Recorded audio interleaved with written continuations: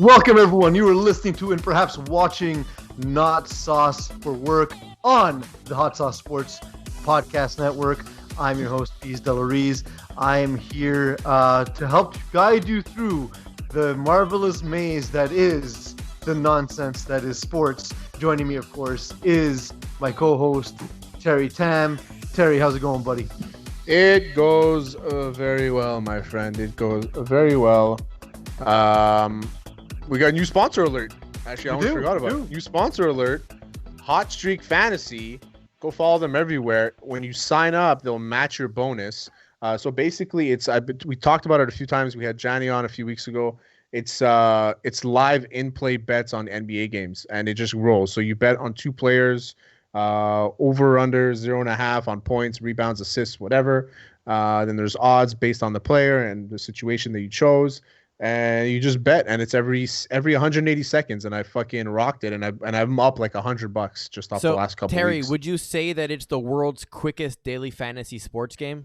I think I would say it's the world's quickest daily fantasy sports game, and it's hotstreak.gg, or you can just follow them everywhere, and it's in the Apple store. Just Hot Streak Fantasy, you'll find it there, but it's unbelievable. Go check them out, man. They're supporters. Johnny came on a couple weeks ago. He explained to us what NFTs were. Which I still don't understand. Which me and Eagle are stupid. We still don't understand. So, so go there. It's Hot Streaks. It's the best, man. Honestly, I love it. I think it's the future of in-play betting. And I'm a big in-play. I love how quick it is. It's what'd you say? It's 180 seconds at a time? 180 seconds at a time. So I'll bet on. You have time to place your bets. Yeah. You have sex. Come back and see if you won money. You might. Some people might even be able to have sex twice. Yeah. If you're lucky, you can have sex twice. Yeah. I would also like to point out it is a hot streak. Like you said, it's a dream. The hot streak nightmare is after I've had too many beers, too many chilies. My wife has to still do the laundry. She looks at my underwear. That's the hot streak nightmare. So don't confuse the two. Stick to Hot Streak, the betting app. It is awesome. I'm looking for. I got whitelisted. I got to get on it too. We're gonna do some events with it as well. Because I love gambling, but I'm more of a fantasy guy. So this is like the worlds colliding for me. It's basketball. You do daily fantasy, right? It's not that much different. Yeah, exactly. So it's all of the stress that is daily fantasy, brought to you in a unique package in a different kind of way. We have. I do want to put a disclaimer out. Their name and their logo are completely not associated with us. They just so happen to pick something very similar, which works out well. That's very Synergy true. Eagle is what that means. Yeah. We have a comedian, an actor, one of our friends coming on the show. Returning guest Akeem Hoyte-Charles. He's going to talk to us about some of the things that have happened societally. It's actually it's comedic anyway, because when the three of us, the four of us, Eagle as well, but mainly myself, Terry, and Akeem, when we get together, we can't help but sort of joke around and laugh. We're friends. That's what we do. But there is some serious stuff that we're going to talk about as well, as you might have guessed with us doing a show this week. I keep seeing Woj and Adam Schefter posting the results of the trial. And of course you get the parade of idiots, stick to sports. And it's like, listen, man, it's social media. They're going to post whatever they want. I love that we're on our own platform and we don't give a shit. If someone tells us to stick to sports, we don't care. We're going to do whatever we want because just because I'm a sports fan and I'm a journalist or whatever, it doesn't mean I'm not a human. You want to talk about human rights. Yeah, I don't have opinions on life. I mean, I've been trying to rein you guys in for content for years, but this is not one of those times I'd do that. Yeah, exactly. So we're going to get into that stuff. But, I was getting ready for the show. And as I was getting ready, Terry, there's something I do every week before the show. Jerk off? No. It's my Drink meal. some grapefruit water. I no longer do that. By the way, my mouth has stopped hurting. You're welcome. Since I've switched to enamel building toothpaste and stopped drinking grapefruit every night. So thank you for that, Eagle. You've saved my mouth and countless dollars for sure. But no, I have breakfast for dinner before shows because eggs and bacon's quick to throw into a pan, make myself a coffee, get ready to go. that's something I've been doing, and I hadn't done that. You also forgot to turn off your ringer. No, if for some reason the new OS is linked to my computer now. It links my phone to my computer. I haven't figured out how to turn it off yet. You won't. And my wife knows I'm on the show. Calls me every week while I'm on the show. My dad will be calling in the next 5 minutes for sure. Why haven't we turned that into a bit? Yeah, I know. We need to interview my wife every week when she calls. I'm down. She'll hate it. But that's probably the only way she'll stop. Breakfast for dinner was a thing I started doing in college because often I would wake up, 4:30 p.m. and make it to my 5 p.m. class, and it was just the quickest thing I can do. But I have actually enjoyed it. I love it. So it's the thing I do. Do you guys ever do that, or am I the only weirdo? But are we talking like full breakfast, like a lumberjack breakfast type of thing, or are you talking like a hybrid, like chicken and waffles type of meal? Well, no, I do like eggs and bacon because it's like high protein, low carb, so that it meets my dietary. I've eaten eggs for dinner a bunch of times. I used to, when I was doing like intermittent fasting, and I was keto for a while when I was competing in jiu-jitsu. My meal every night would be 6 eggs on a bed of on oven roasted potatoes, sweet potatoes, with a little bit of salt and balsamic vinegar. And because it was like the heaviest thing I can eat, to me it tasted so fucking good. I had that like almost every night. I thought a keto diet was when you cried yourself to sleep because you're not eating well. No, keto diet is just no carbs, but I substituted. I had sweet potatoes, but it's an athletic carb, so I would have that, quinoa, and basmati rice. Those are the 3 carbs that I would be able to eat. It was unbelievable. Yeah. So I do enjoy it. Cheat day, I'd put barbecue sauce on it. Yeah. Sorry? I just eat a bag of candy. Cheat day, I'd put barbecue sauce on it. Oh, games have started on Hot Streak. Terry Tam's going to make a bet right now. There we go. What you betting? What are you thinking, Terry? I don't know. Let's look at the Golden State Warriors versus the Washington Wizards game. I'm gonna pick while you're figuring that out, while you choose your players. Yeah. I think it's time to introduce the news.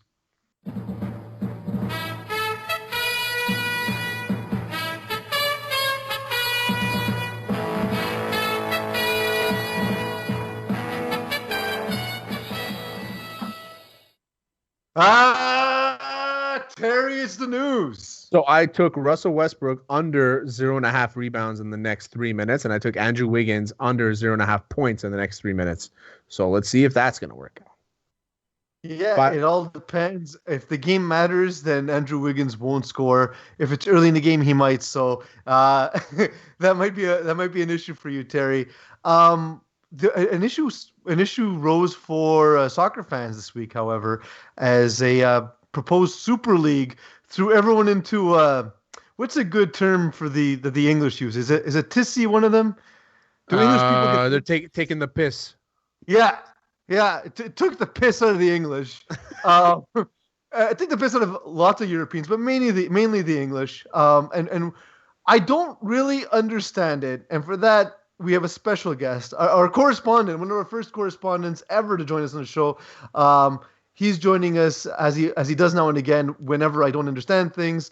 Alex, the intern, his job, he was hired basically for this. He was hired to do our social media and also to explain things where I'm too lazy or ignorant to read. Alex, make me less ignorant. Perfect, I will.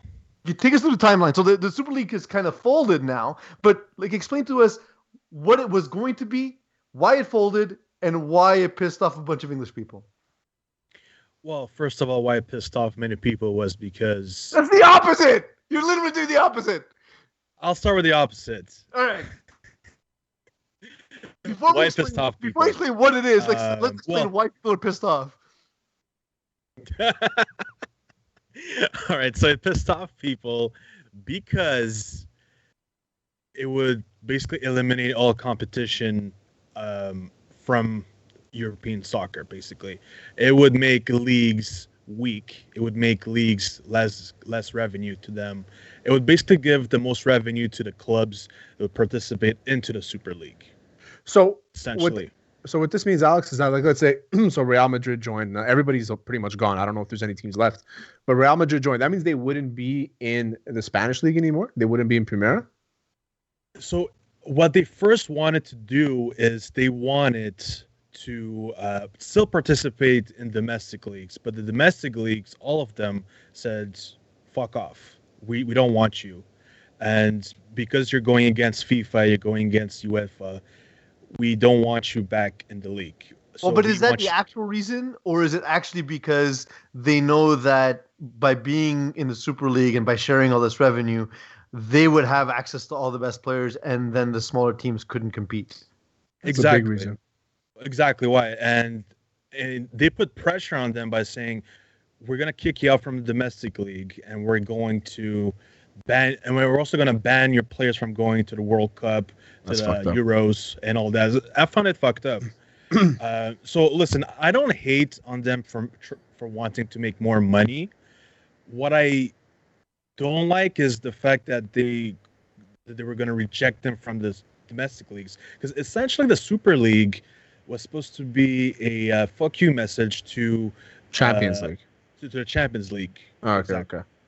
So, yeah, because Champions League, I mean, listen, it's a great tournament. It's one of the best, but realistically, it's not. What's good about Champions League is that it's not always the same teams. You'll play against a lot of different teams. What's bad about the Super League is that you'll always play against the same teams, but it's going to be the best teams, right? So it'll be more prestigious to win the Super League than the Champions League.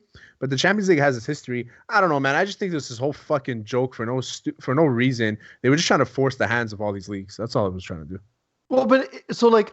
When I was watching the reaction to this, and maybe this is like, I'm not into soccer culture. Like I've actually been watching more and more Premier League in the last year or so than I have since. Who's your team, bro? Who's your team? I'm an Aston Villa guy. There's a story. I went to. They lost today. Oh yeah, well they lose all the time. It's because I was in England, and I came across like there was this awesome store. It was like really narrow, but it was like super long inside. So on the outside, the store looked like nothing, but it basically had like every kit ever from every team, which is a big deal for soccer because they'd run through like 30 kits a season. But you can get like all the special editions, whatever. It was super cool. And Aston Villa had this like pink and blue uniform that I just thought was the coolest shit must have been 1998. And so I fell in love with the team and started following the team because I just loved the kit and I thought it was super cool. And so, yeah, I've been watching them again, and I was like, yeah, you still suck. Awesome. Fun fact, Aston Villa not invited to the Super League for obvious reasons. Yeah, because of their garbageness. Do the fans have that song that they sing, like, oh, we lose every week, we lose every week, you're nothing special, we lose every week? No, so Aston Villa actually beat Liverpool this year 7-2, so I can't really talk that much shit. Yeah. It was a bad loss. I actually watched the write-off. This season was a write-off. It was one of the first games I watched, Terry, since or one of the only games I watched this season. And as I was watching it, I was like, oh, this is awesome. Like all the things people say about soccer isn't true. There's a bunch of goals. Aston Villa doesn't suck, and I was wrong. There's not a bunch of goals, and Aston Villa does suck. Okay, so Alex, what's gonna happen next now? What's going on? Is the Super League done? Is Champions League gonna pay teams more teams more money? What's gonna happen? So right now they're talking about a proposed Champions League reformat, like a new format where they add an extra 4 teams, I believe, and I believe each team plays a guaranteed 10 games instead of the 8 games they play guaranteed. They're now going to have 10 games guaranteed, which will give more revenue to the teams. And also, one of the stories that I find the most ridiculous about all this is Jose Mourinho. What about him? Got fired. So he got fired for telling his team, "No, I'm not taking you to the training grounds, and we're not." That's exactly what he said. We're not going to the training grounds. What an idiot! And why? Exactly, because of the Super League. He was super against it, and guess what? He hated that the Spurs were going to be part of the Super League. Oh, okay. Spurs is how they're known, right? Yes. Yeah, the Spurs. And what's important is the day after he got sacked, Spurs get out of the Super League. Well, because they felt the pressure and they just wanted a reason to fire Mourinho because Mourinho's a fucking asshole. I was going to say, he just got fired for being an asshole again. Yeah, but this time he was right. Yeah, he was right this time. Like the American ownership, are looking for ways to make soccer more American in a sense, right? Because they wanted to centralize the income, to have the income to be more predictable. A few of them were talking about introducing a salary cap, which is funny that like America is known as this capitalist country, but we treat the billionaires like communists, where they have to be protected from themselves by introducing a salary cap, by having drafts. Meanwhile, Europe is doing the most capitalist thing. Like, you can afford a player, he's all yours. And by the way, you can buy them when they're children. But if you really want to make, the soccer leagues more American, Alex, I propose this question to you. What about when you sack a coach, they get hit by JJ Watt? They get really sacked. Yeah. Really American. that would be incredible. I'm down for that. Imagine every time like and they like do like a live broadcast, like a live Zoom call. It's like, okay, this guy's getting fired now, middle of the field, and JJ Watt just comes out of nowhere, dressed in a soccer uniform. Yeah. Cleats, socks, shin pads, and all. And just lights him up. Annihilates him. I feel like people would like it. I feel like, and then donates to his charity, because JJ Watt, ultimate camera, good guy. Yeah, absolutely. Ultimately, the way I feel about the Super League is that it could have been done properly. But the problem is that they didn't want to cooperate with UEFA and FIFA. They were being sneaky. Yeah, they really wanted an independent league where they could make money for themselves, basically. So here's the thing. What I don't like about what happened with the Super League is one thing. It somehow turned FIFA and UEFA into the good guys, right? Like, it's true. Aren't they notoriously corrupt and notoriously just terrible? Like they're okay. This is the same organization that's okay, throwing the World Cup in Qatar in a desert, subjecting players to that, and also burying slaves so that they continue building the stadiums. So but they're the good guys now because they stopped the Super League. Let's protest. Let's protest the idea that the billionaires want more money instead of this. Also, there's one detail that I'm kind of missing here. I'm hoping you can kind of fill me in. Was this announced and then all the noise and backlash started, or was this leaked? Actually, I think back a few months ago, or even 6 months ago, I believe, they were talking about it. It was at first was just a rumor. It wasn't actually concrete, saying, "Hey, that's what's going to happen." It was just a suggestion, and it actually happened. So nobody thought it would happen. Nobody, absolutely nobody, and it happened. And within 2-3 days, it got canceled because the whole football world was super against it.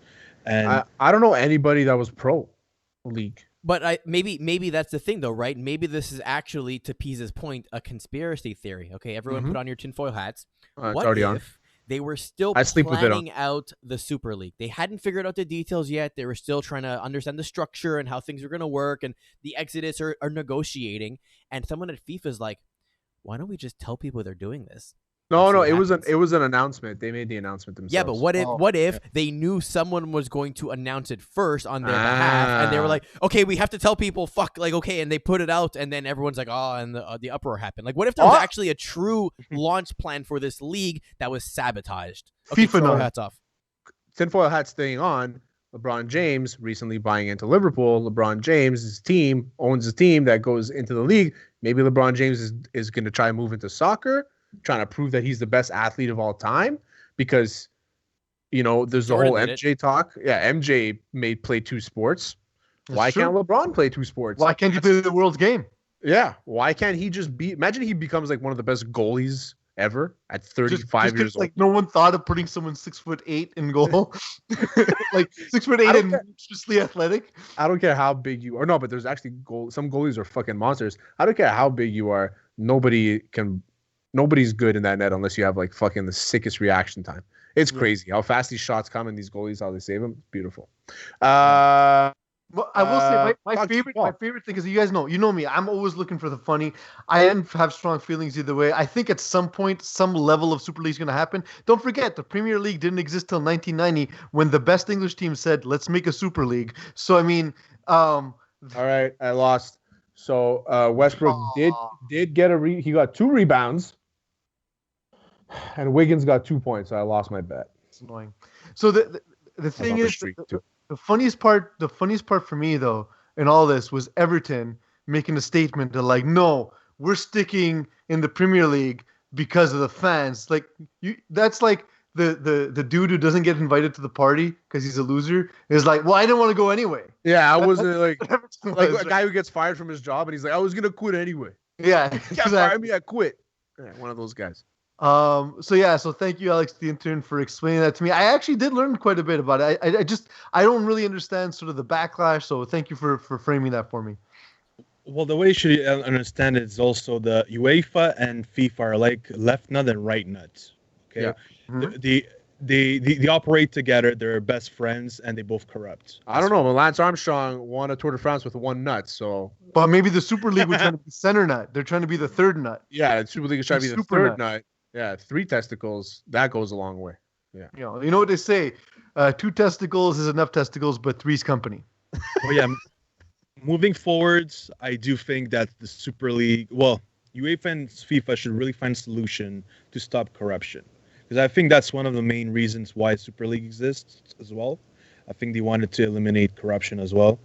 And the FIFA, the UEFA director the past director, Sepp Blatter, he was the biggest frauds, the biggest money laundering person ever. And then they brought in someone else who's also the same guy, Gianni Infantino, who's also been found guilty of stuff. So really, and they also operate in Switzerland. So quite convenient for them to operate in Switzerland because their money is not basically available on taxes. So lots of corruption going up there. It's disgusting. But it's soccer. You have to automatically assume that it's going to be corrupt and it's going to be fucking dirty. Let's jump into Jake Paul with Alex. Sure. So I only watched this later. I'm not a huge fight fan, as you know, Terry.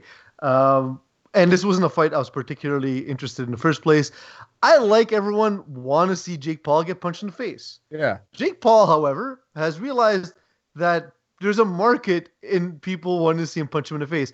And then when I saw, first of all, Ben Askren showing up with no one in his corner and also bigger love handles than me, I was like, oh, he doesn't care about this fight at all, and it's completely out of shape. Terry, tell me if I'm wrong. So you're kind of in the middle there. So people say that Askren didn't care about this fight. He was still training. He just was never a guy to really. No, it's because he just looks different than what he did before because he's fighting 20 pounds heavier. He's also a lot older, so the skin's not as tight. There's all these factors. I don't think that Ben Askren didn't take it seriously. I just didn't think that he cared if he lost or won, which is the epitome of not taking it seriously. Yeah, I guess you prepare. You go to the gym 5 times a week instead of 7 times a week. You know what I mean? Like one of those things. He takes the weekends off. Like that's the way I saw Ben Askren fight. And kudos to Jake Paul because Jake Paul, I mean, he looked good. He looks like his boxing from fight to fight, all 3 fights.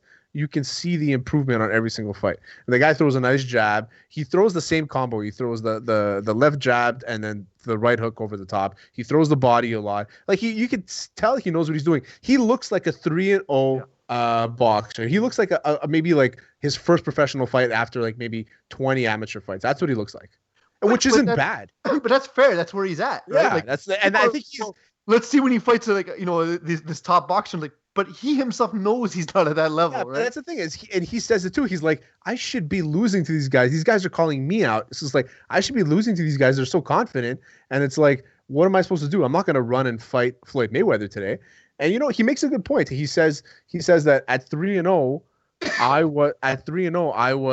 have made more money than Conor McGregor was in his third fight, and made more money than Floyd Mayweather was doing in his third fight. So like, there's that aspect where people just want to see him lose. But we'll get to the money. We'll get to the money thing in a second. I want to know if Alex still has his tinfoil hat on. Was this a dive? That was your initial reaction. I only saw it when I woke up at like 4:38 in the morning because I'm old and that's what I do now. So I saw it. I thought it was a dive. He went. It was a nice I didn't know Jake Paul had that much power. Okay, I wasn't aware of it. Okay, but that punch was pretty good. So, okay, like I'm not gonna lie. Mm-hmm. What really got me into him diving was more the fact that he was laughing off while rocking off the ring. So I'm not sure if he was happy about winning the money more than losing. For sure.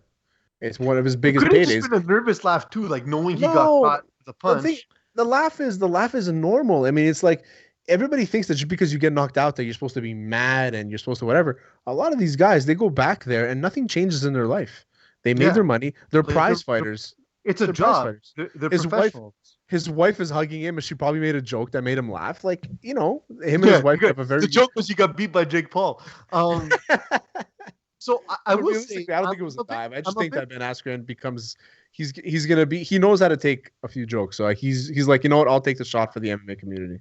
I'm a little let down that I didn't actually watch the whole card and everything, because this actually seems like it was set up like this great entertaining show, and to me, I've always seen that sports is not this like pure beautiful thing. You guys know how I am. I've just said like entertain me, and so like the concerts and all this stuff. I think Terry and I are going to vehemently disagree about this, but I don't particularly care that it's not the serious fight thing. I think this is a lot of fun.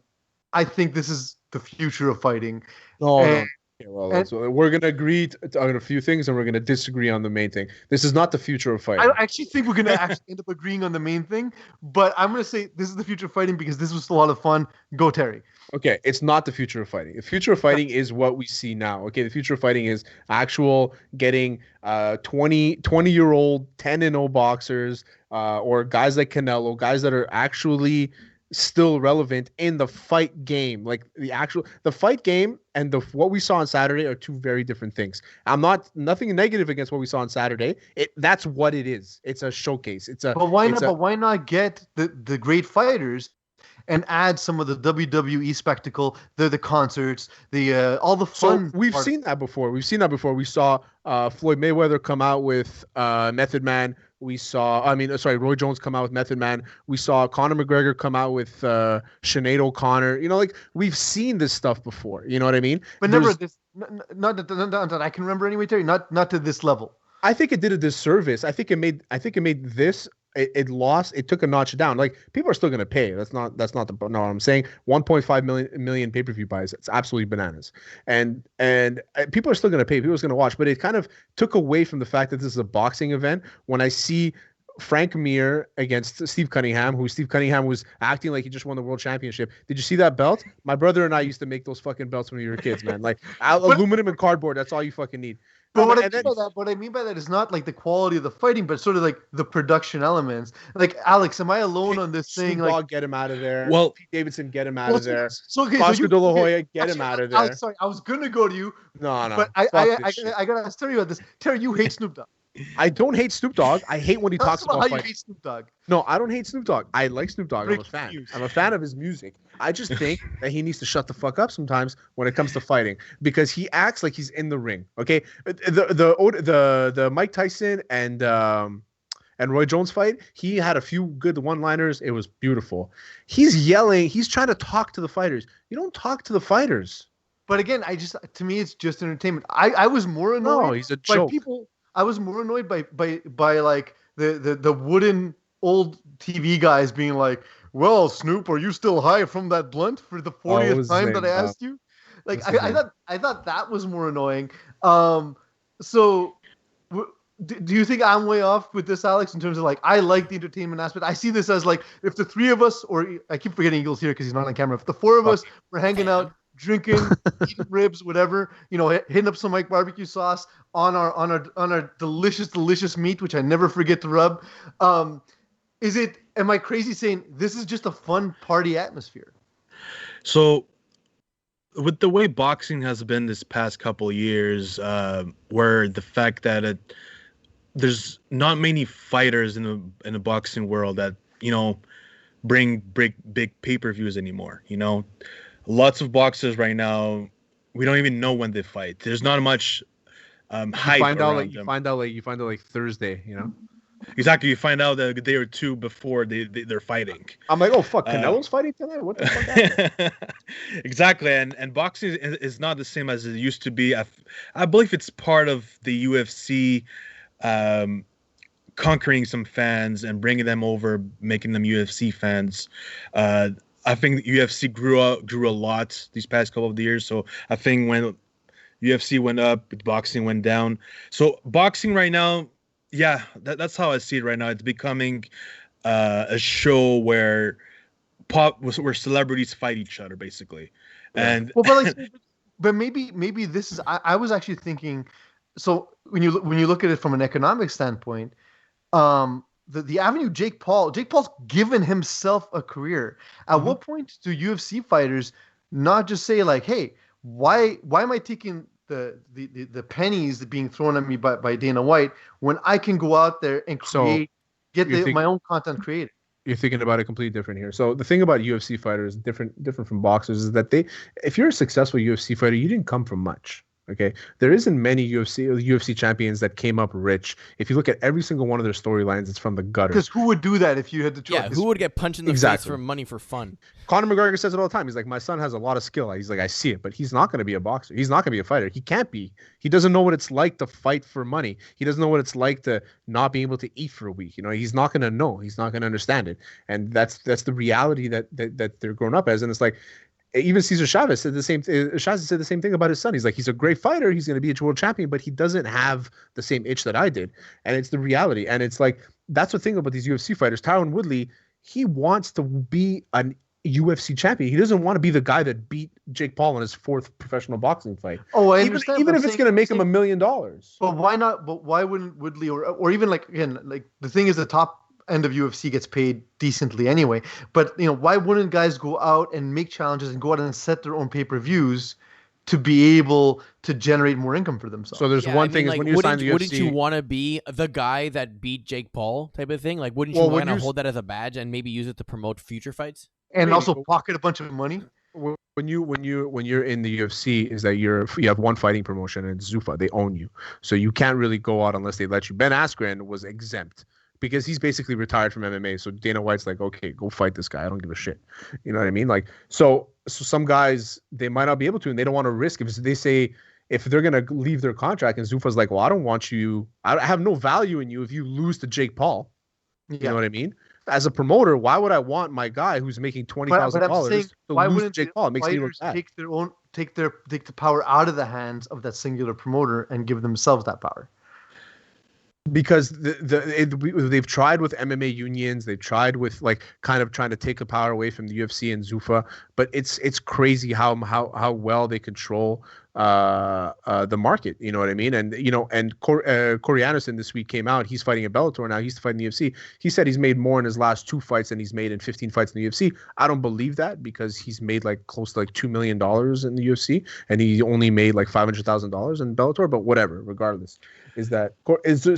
People like to say that UFC doesn't pay enough, but they do pay enough. They could. But what you're saying, but enough, Terry. Like enough isn't like $1 million versus a guy who makes $30,000 a year. It's enough based on what the league makes versus what they make, right? What the organization makes versus what they make. The same thing was true of WWE in the early days in the 80s and 90s, and it's no longer the case now. They have a much greater share of the income than they used to have. And I think that's in the future anyway. I was just thinking maybe this is the way to get there. But to your point, it's probably set up in a way that there are so many other hurdles that I don't know because I'm not on the inside. If I'm like Arnold Allen, okay, he fights out of TriStar. He just won. He's like 9-0 in the UFC. If I'm him, I'm already making a name in the UFC. What's the point of looking for a boxing fight outside and trying to get a payday from Jake Paul or whatever the YouTuber or Insta famous person, whoever the fuck he wants to fight?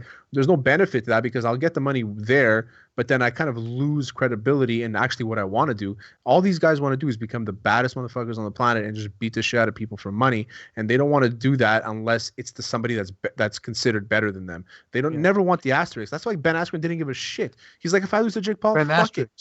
Ben asterisk. If I lose to Jake Paul, he's like, whatever. He probably made close to like $5-10 million. They sold $60 million worth of pay-per-views. Ben Askren for sure had a lot of points on the pay-per-view buy. So he made like, I think it's like $700,000 is to show up, and then he probably made like additional $3, $4, $5 million just to based on pay-per-view buys. For sure. But who's next, Terry? Who's next? It has to be Dylan. It has to be Dylan because Dylan doesn't shut the fuck up. And I just listened to him on another podcast, and he doesn't shut the fuck up. And he just talks. I love Dylan, but he just talks shit. And he says everybody's name, and he can't fight any of them because he's either injured, not in the same promotion, they're pussies. No. Like it's always something with him. He wanted to fight Jake Paul. He wanted to be here, but he had in place of Ben Askren, but he tore his ligaments in his knee and whatever. And he tried to push the fight a month, and Jake Paul said, "Fuck you." And Jake Paul, to his reason, he's like, "I'm not fighting you." He's like, "You're fighting me. I tell you when to fight." And that's the reality because Dylan Dennis is not selling 1.5 million pay-per-views, but Jake Paul is. He hates selling it. It's awesome. But it's amazing. Good for him. When we come back, we're going to have an interview. We're going to go into an interview with comedian, actor, and friend Akeem Hoyte-Charles. And then we'll go into Rapid Fire. Alex, you joining us for Rapid Fire? Sure. Awesome. Let's take a quick break. And we're back. We're totally not pretending we did the other segment before. Joining us, as promised, I hope I remember to say that later before, is Akeem Hoyte-Charles, comedian extraordinaire. And actually, Akeem, I just heard you're on a new show. Yes, I'm acting now. I'm dabbling in the acting world. But thank you guys for having me. I'm happy to be here with my brothers, with my FPF brothers, my brethren. I miss you guys a lot. This whole same here, man. Same. And me living on the other side of the world sucks. Kim, are you funnier on stand-up, or you're funnier when they film you and have to edit you? That's a good question. Here's the thing. Fuck you, Eagle. Are we like to sleep? Yeah. Oh yeah, fuck you, Eagle. No, it's a mix of both. It depends. It depends what's your fancy. You feel me? If you fancy my stand-up, me as a human being, you'll appreciate my stand-up. If you fancy me acting like an idiot on command because someone told me to, or wrote it in the script, then you're gonna like that too. But I've been doing a lot of serious stuff. Listen, you guys don't understand. I'm a serious actor. Okay. Yeah, you're on a show. You're telling me you're on a show. What is it? Yeah, I can't tell you. I can't divulge that information until the season's. Oh. I signed an NDA. I can't. Why? What's the point of that? Is it a comedy show? I can tell you it's on Warner. The only that's all right. Okay. And is it a comedy? Like, can you tell us the type of show? It's a combination of a bunch of different genres. They have funny moments and has serious moments. So no is the answer. You can't tell us. Okay, got you. Are you more of like a hero, more of an antagonist, or more of like a background character? Do you have a name, or are you like driver number 2? Can we just address the disrespect, Eagle? I don't know how much bachelor activity he's been getting through quarantine, but the disrespect is real. I don't know where this sense of confidence came from. We used to be friends. We pay him too much money. We pay him too much money. That's it. You give him a little raise, you upgrade from pushing the Eagle sound to something else, and now look what you get. I don't like this, Eagle. I'm an actor. My stuff doesn't go straight to DVD anymore. It goes like streaming service. That's awesome. I'm trying. What kind of streaming services? Because there's other streaming services that you might be on that, Yeah, is there a monthly subscription I pay you to see you do things? Or like POV? I mean, listen, you guys are getting to the hard-hitting journalism. You guys are going to get me in trouble. Jesus Christ. It's regular streaming services like your Netflix, your Hulu's, your whatever stuff, Just regular shit. So this is always an interesting pivot because we have Akeem on. Akeem's obviously very funny. I actually came out to see you back when we were allowed to go into public places. Enjoyed the show. It was awesome. For anyone who hasn't had a chance to check out Akeem's stand-up, please do if you can, because you really pulled up to a show. I've seen you like 3 times. Yeah. Yeah, you pulled up to a show, and you came. Was it Young Hollow that you came with too at the time? I came with Hollow once, and I came with my girlfriend the other 2 times. That's it. And then Eagle. I know. See, you broke his trust. You broke his friendship. That's what I liked his post on Twitter. And now he's not even on Twitter anymore. So that's it. No, but double tap that IG. So the interesting pivot, of course, is that we would be remiss if we didn't have a serious conversation that I wish we would never have to have, but it is topical, and it's something, just having known Akeem for as long as I've known him, it's something I think he'd like to get into. And of course, Akeem, you're here too, so you can address it.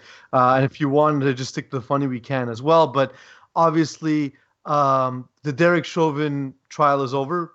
It was weirdly called the George Floyd trial in some media outlets. Weirdest thing I've ever seen. But it was absolutely the Derek Chauvin trial, because we can say it now with absolute. There's no one can come at us. It's an absolute fact. Certainty.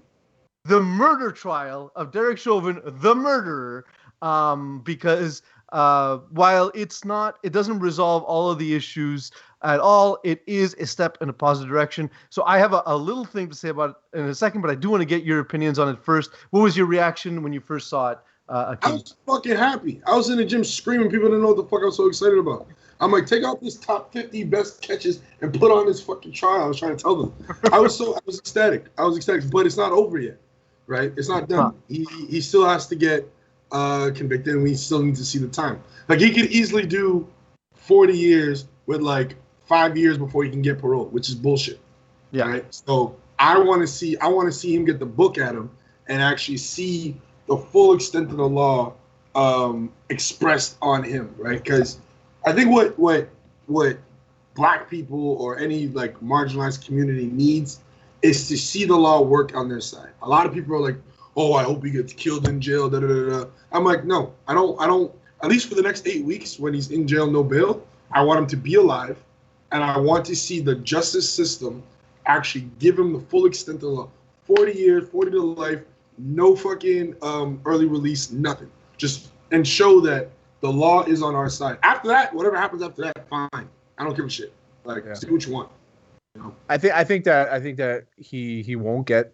I don't think he's gonna get a full sentence. I think he'll somehow find a way to appeal. He'll probably get like a 10-year sentence or whatever the case may be, because there's still a lot of people out there that think it could have been manslaughter. I don't think anybody's saying that what he did was right, was justified. I mean, there are some idiots out there that are saying what he did was justified, but there are some people out there that are also saying like, okay, there is a toxology report and all this shit, but like there's always an excuse, there's always a reason to why, to justify why a policeman killed somebody, and usually the person becomes, it's usually in the case where a policeman kills a black guy that people are always justifying why the police killed somebody. And in this situation, a lot of people think it should be manslaughter. Yeah, he should have complied or whatever. I remember last year when this happened, I told my roommate at the time, I'm like, this is gonna be the one that changes shit. This is gonna be the one, because all the other like killings involving police were all knee-jerk reactions. There was a gunshot, right? It's all knee-jerk reaction. Oh shit! Oh, I saw a cell phone, but I thought it was a gun. Boom, he's dead. Oh, I reacted too quickly. This, but at this point, at first we thought he had 8 minutes and 46 seconds to change his mind. Then we realized he had almost 10 minutes. You had every opportunity to stop what you were doing to change his mind. If he had lifted up for at least a second, half an inch of pressure, George Floyd might be alive today. So that's what made people realize, and like, oh shit, there's a serious problem. What I try to explain to people that say that that he had heart problems because of all the drugs and stuff like that, I said, you don't understand. When you're being choked out, it takes a really long time. Mm-hmm. And your body does a lot of things when the oxygen isn't going to your brain. And I know this, having studied martial arts and having choked a bunch of people out.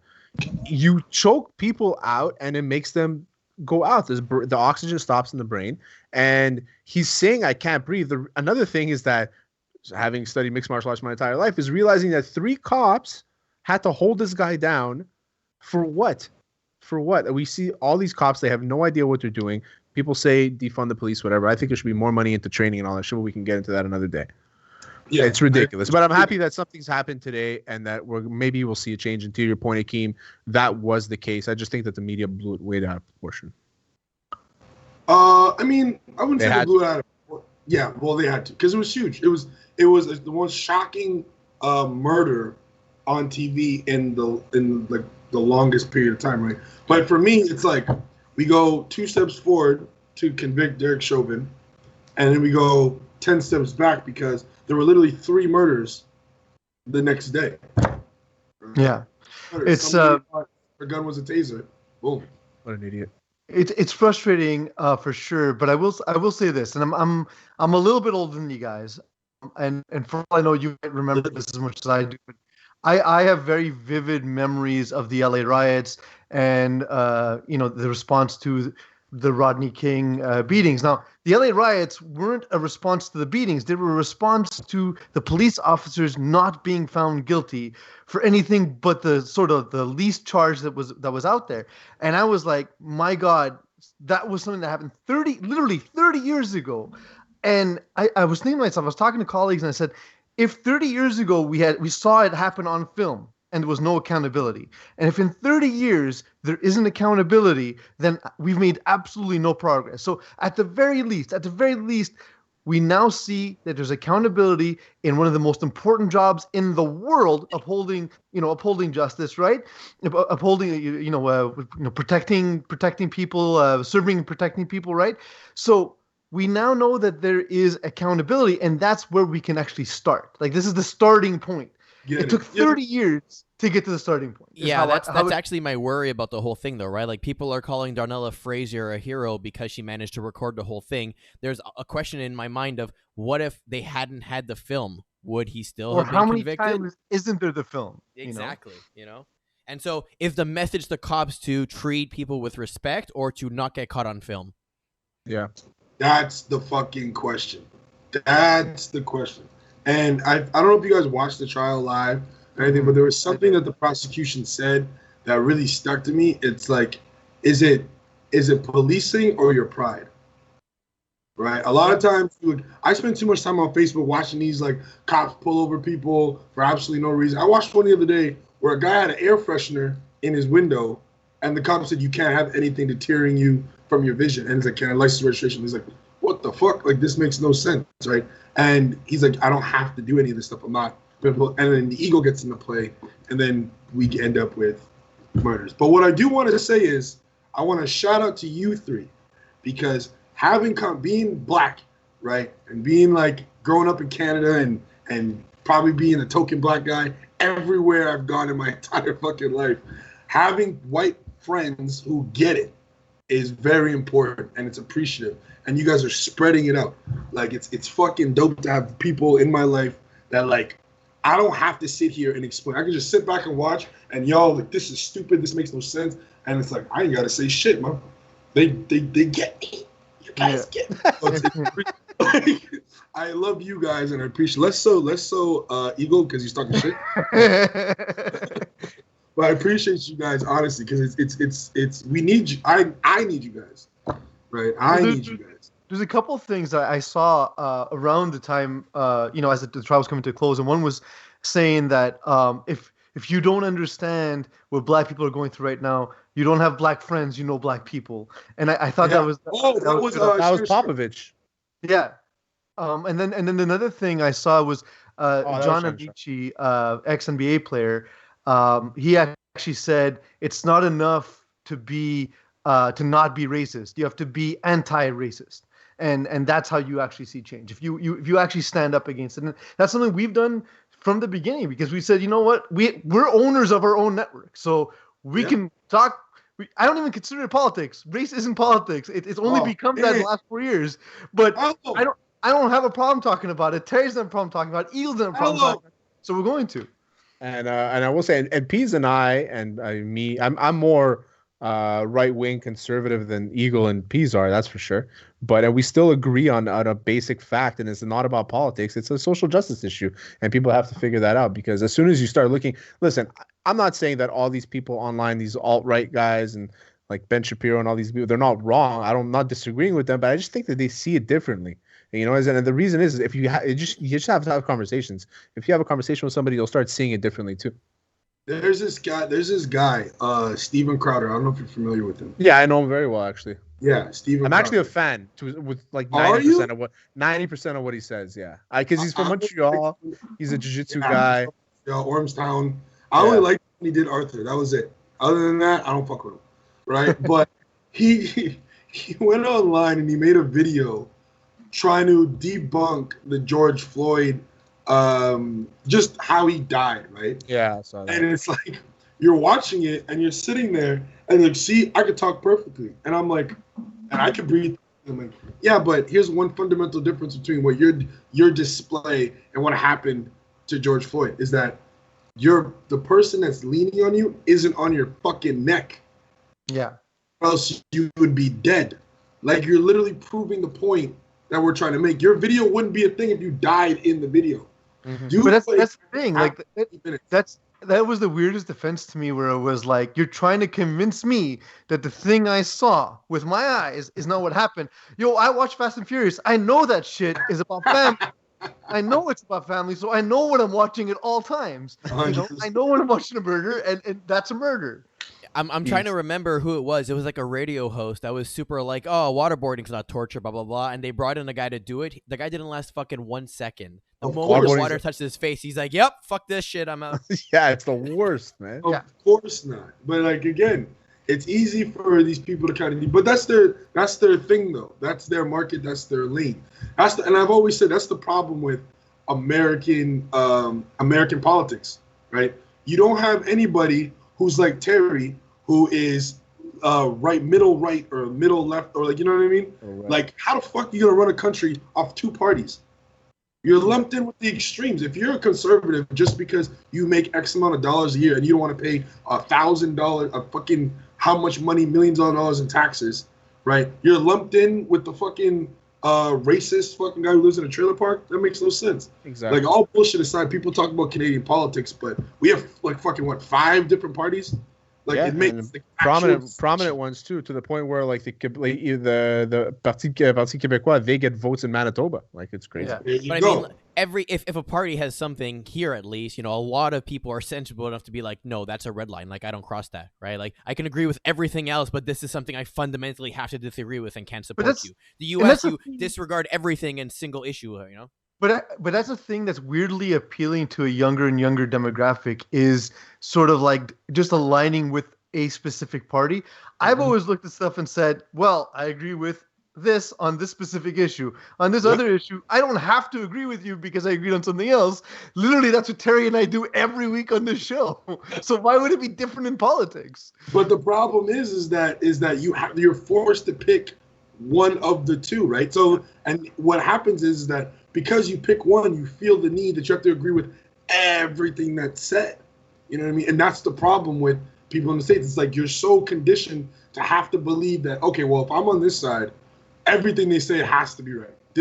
I have to believe this. I have to do that. Which is crazy. Why would you think a politician's being honest at any time? Yeah, like I'm not an anti-Trumper in any way, but I'm not pro-Trump either. Like, I'm kind of like, listen, I don't think he was that bad of a president. I don't think he's racist. I just think he just doesn't know how to shut the fuck up sometimes.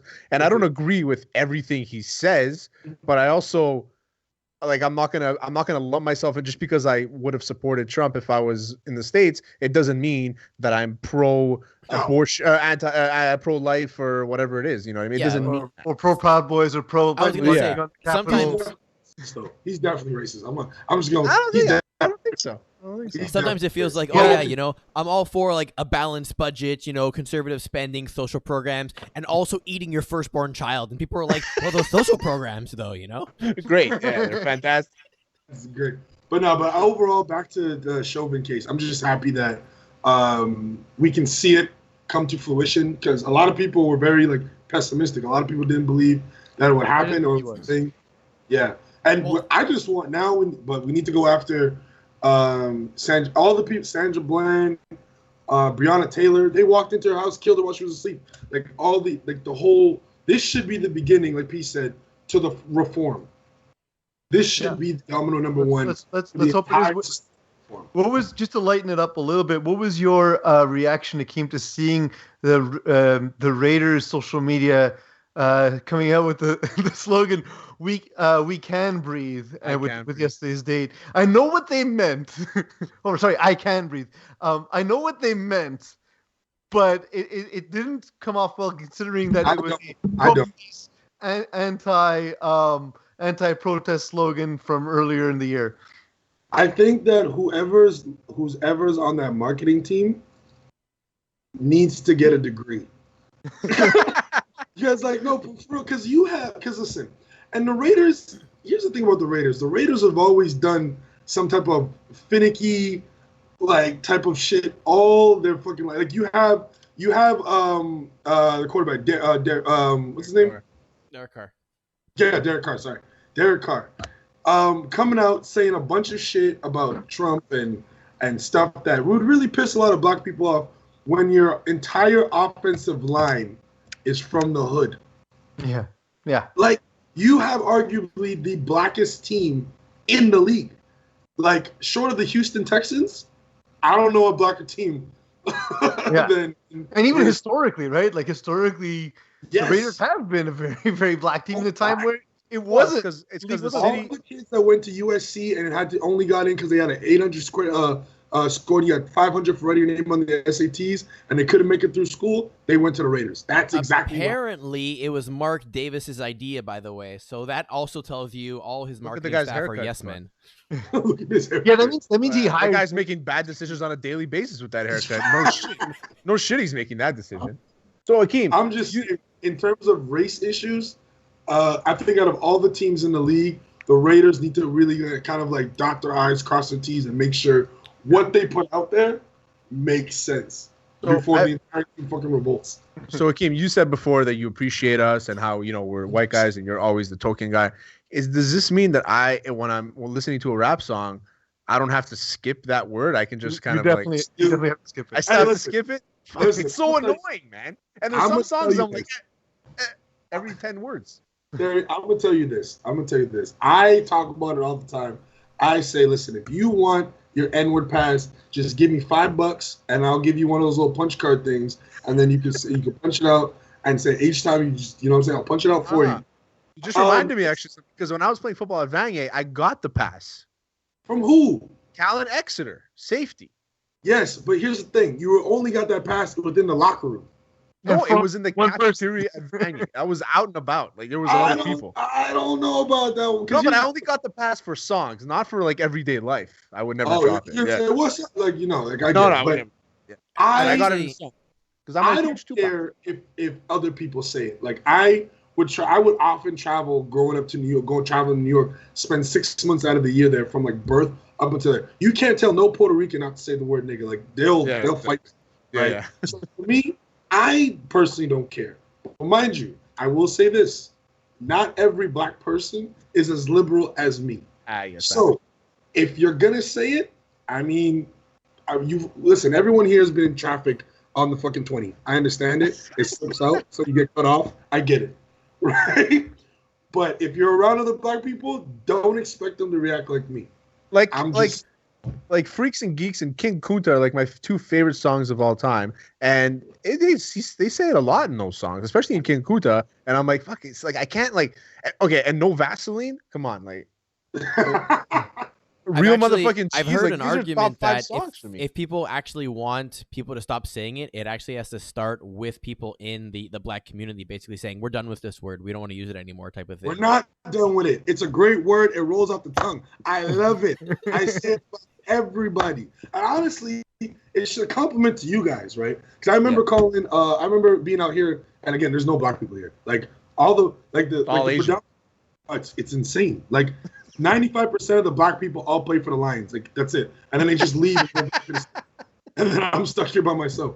It's crazy. But I was at a show, and I was hosting it. And I went up. I'm like, hey, yo, I just want to introduce my boy. This is my nigga right here. I love him to death. Please give it up for such and such. He walks up on stage, and I was like, is it weird that I got a warm, fuzzy feeling when he called me the N-word? I don't know why. I just got this sense of confidence that I never had before. It always reminds me of the Key and Peele skit where it's Obama and he's shaking everybody's hand. Yep. And he's like when it's a black guy, he gives like a really cool handshake with a white guy. He's like, how are you, sir? Yeah. And they hug each other. He's like, did you ever go see a clip of Obama in the locker room at who was it? It was with KD, and he shook and he. Yeah, but I don't know if it was OKC or if he was with Golden State at the time. But either way, he goes, shakes hands. That's how we have to do. Listen, there's some friends that I had growing up at Vanier that I would try to do the down, and they'd be like how much Naruto do you watch? Like, what are you doing, bro? Like, I'm just like, Like, I'm just trying to show you some love. Like, hey, that was a shot at Eagle, by the way, because Eagle loves the shit out of Naruto's, man. No, I don't. Fuck you. Yeah, you're a Naruto guy. Dragon Ball Z all day. I'm a Dragon Ball Z kid. Eagle, like, on the is next right episode. Eagle's playing Pokemon, like, Nothing right now. fucking happened this entire week. So, Akeem, thank you again for joining us. Whenever you can, talk to us about the show you're on. Definitely come back so we can promo it. Because we want to support what you're doing. You guys are getting exclusive. Absolutely. Yeah. Looking forward to it. Can you give us one teaser? Are you on the opening credits, or do I have to wait all the way to the end on like the third or fourth page? Like, will my name be in the opening credits? I don't think for this one, but another project, yes. All right, cool. Oh, more projects. Yeah. By the way, I'm still working. By the way, if this gets out, I always have to do this for every podcast that I'm at. Hey, Marvel, if this gets out, guys, holla at your boy. I'm here for it. I can be whatever you want. I'll be an X-Men's coming. I can be an X-Men. Please holla at your boy. First Black Spider-Man. He'll be henchman number 47. He wants to be on Marvel so bad. I want a costume. Fuck that. No, I want a costume. I want a superpower. I want a superpower. I want a costume. I want to be able to fly or do something. I wanted to get the Human Torch, but they already started shooting it, so I can't. Yeah. But in your defense, that movie is going to be awful anyways. So better off skipping it. It's a Fantastic Four movie. Of course, it's going to be terrible. But it's Marvel running it though. It's not Sony. It's not Fox. I mean, sorry. I don't know. They've burned my trust too many times. The first ever conversation, one of the first conversations I had with Akeem was actually about comic books. So definitely he's got the credentials. Nerds. Thank you for joining us. Hopefully next time it can be just a good time. There we go. Here, play with me. I got papers too, talk soon, my man. Thank you guys so much for having me. I appreciate you guys. Keep doing what you do. I just want to say I'm really proud of you guys. Like the fact that Hot Sauce Sports has been going and the way you guys have it set up with the studios and then you guys are doing it via Skype, it's amazing. I'm just saying upgrade to Zoom because this is fucking ridiculous. I took 30 minutes to log into this shit. Yeah, it's all Eagles' fault. It's all Eagles' fault. Yeah. And we're not doing No Nut May this year. Fuck that. I'm not doing that bullshit ever again. I lost a bet. I didn't even know what I was betting on. I was like, I told Terry, I was like, I don't know, May 6th, and I want pictures. I want pictures. Pictures or it didn't happen. I appreciate you guys. Thank you guys for having me. I love you guys. Thanks, everybody. All right. And we're back. We're back.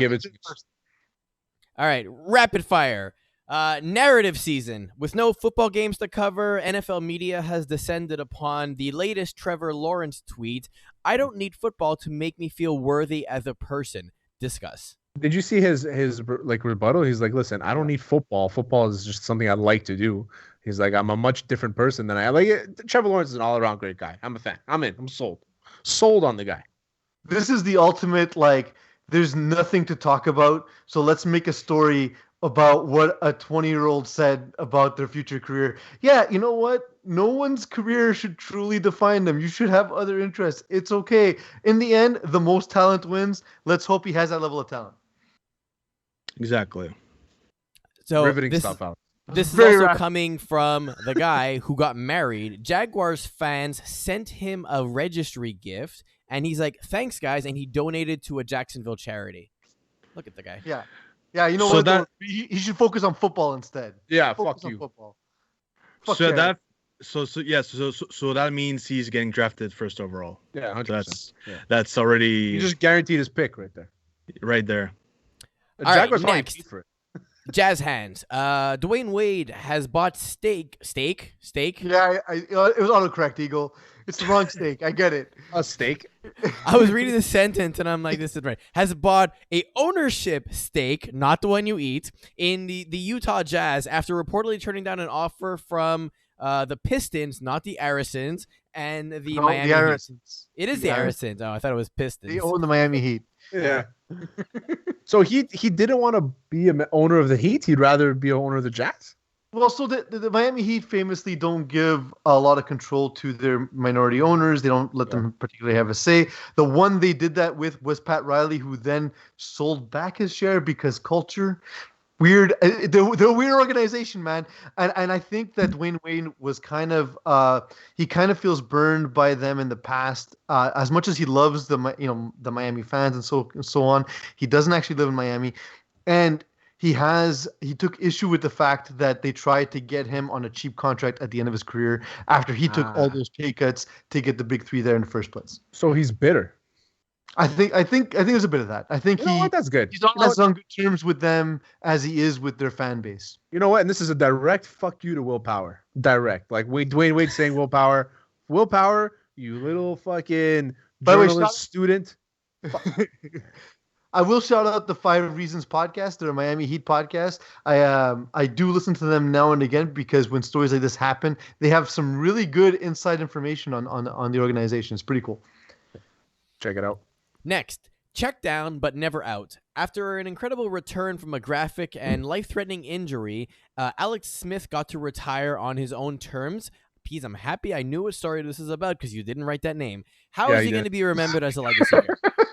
I was going to say, I'm reading it. I'm like, what's the story about? Who's this guy? Yeah. Writing a script on your phone. Always fun.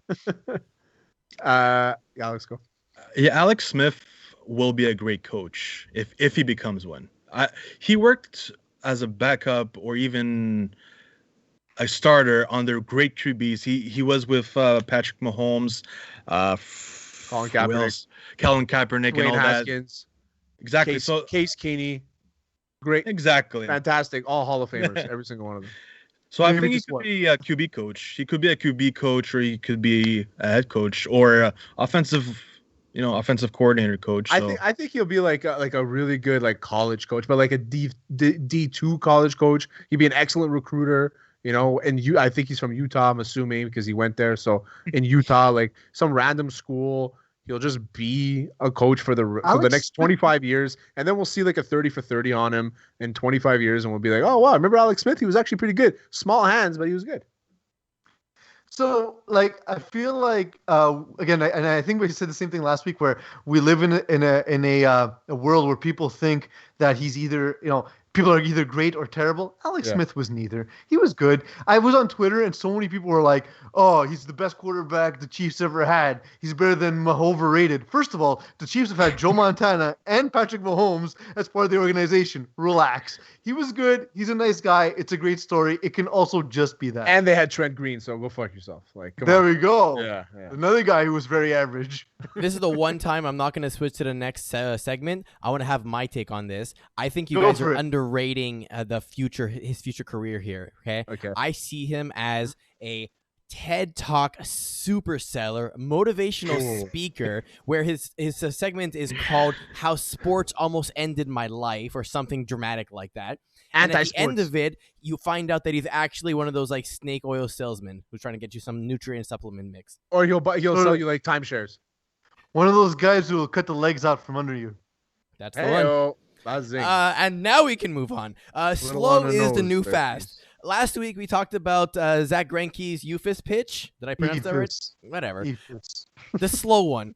This week we present to you Williams La Tortuga, which stands for turtle. Williams. Okay, there, Davis. Astudillo. Here is a series of pitches that he has pitched this past week. Sorry, Alex, I don't have you on this screen, but you can watch it anyways. Suzuki. What the fuck is that? 51 miles per hour. Just turn the thing off. It reminds me of Bob Tewksbury Breaking Bad. 59. How much was it? 51 and 59 so far. Oh, wow, that's crazy. La Tortuga. I love it. It's such a good name for a pitch because it's super slow. 46. He's going backwards. Gotta love it.